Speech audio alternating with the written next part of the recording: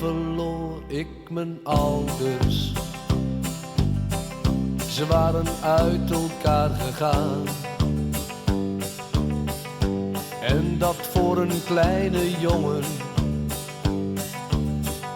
Je ouders ver bij je vandaan. Ik groeide op bij mijn opa. Een hele goede oude man.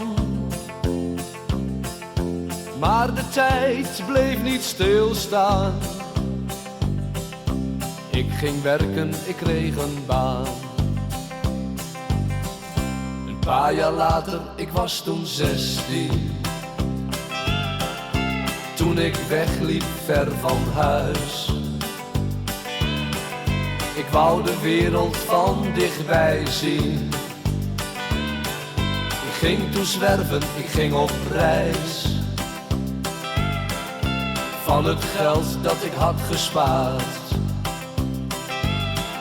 stuurde ik opa mijn eerste kaart. Vele groeten van jouw jongen. U moet toch weten hoe het met me gaat.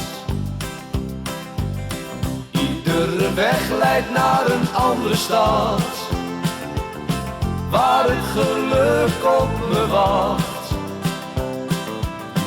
Voor weinig geld ga ik dan zingen, als ik maar een plaats heb voor de nacht. Iedere weg leidt naar een andere stad, waar het geluk op me wacht. Voor weinig geld ga ik dan zingen, als ik maar een plaats heb voor de nacht.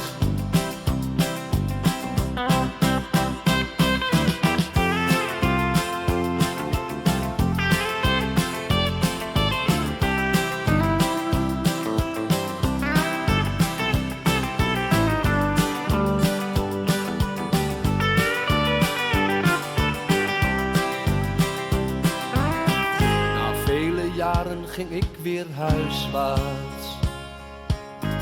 Ik wilde opa nog eens zien.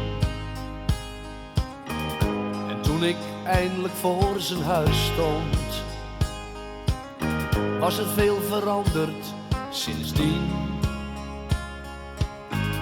De ramen waren dicht gespijkerd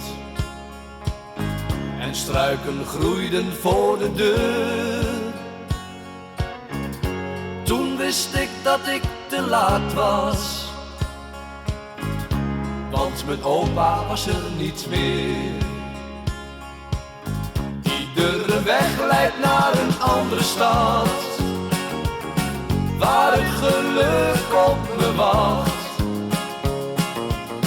Voor weinig geld ga ik dan zingen, als ik maar een plaats heb voor de nacht.